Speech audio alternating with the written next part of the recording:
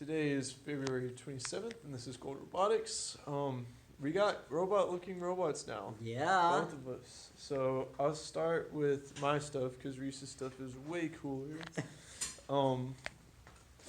But yeah, so I totally forgot. So yesterday we were gonna do a part 2, and I ended up not doing a part 2 because my phone died. Oh. That was why I forgot to say anything. But I went back and changed it to.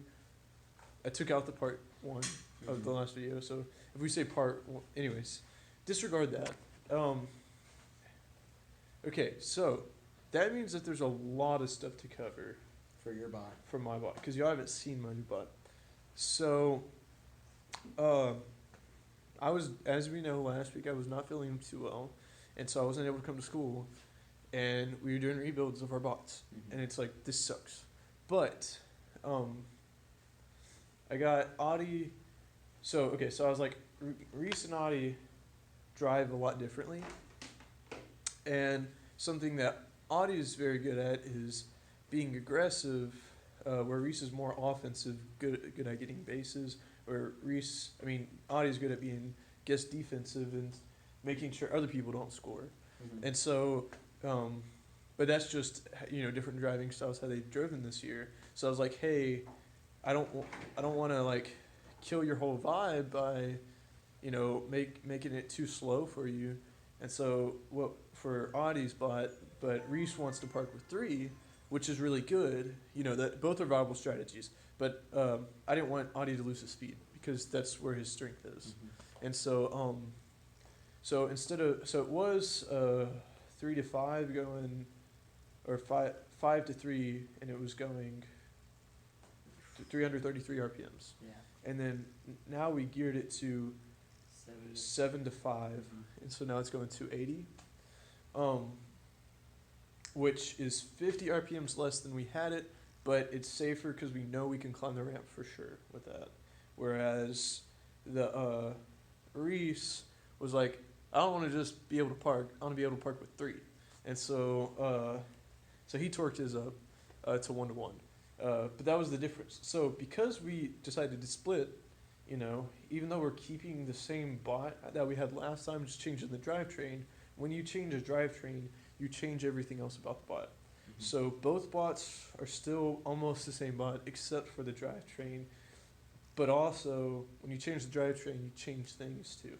So also with that, I'm a little bit behind Reese because he was out. Yeah, yesterday I finished the drivetrain and most of the back lift. Today I finished the back lift, put the front lift on, I'll show y'all the bot, and then put the ramp on for the conveyor belt, stuff that would take forever if we didn't already have it built, but since we already have it built, it just took a few hours. Just reconnecting, finding new ways of connecting it to a robot to fit the drivetrain that we had before. And our drivetrain, it's got 12 gears in it, which is a lot more than you need. I think realistically, we'd only need 6 per side, but trying to centralize the motors and stuff like that, it gets kind of tricky. But luckily, I got lucky. Reese looks like he got lucky with his as far as finding ways that they just go back on because the motors moved a little bit. Yeah. And then also everything else is jumbled. So as far as that, I got lucky.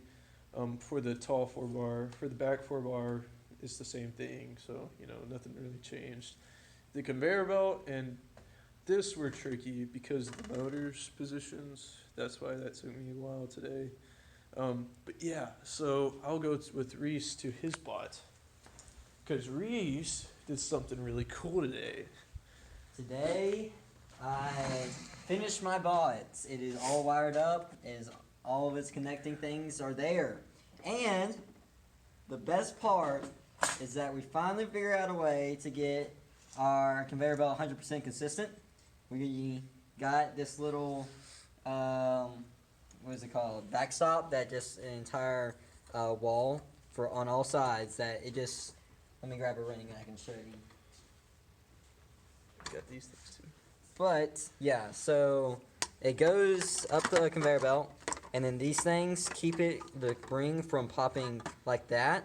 There are little rubber pieces that push it back down, and it just fits the ring exactly right over the pole and just falls down into the pole. That's what I worked on today. That's some genius level stuff right there. But yeah, then he's got wires hooked up and he's working on pneumatics. Of course, we have leaks. Yeah, we have a leak. Unlike last time, we got really lucky with both the bots. This time we actually was like, okay.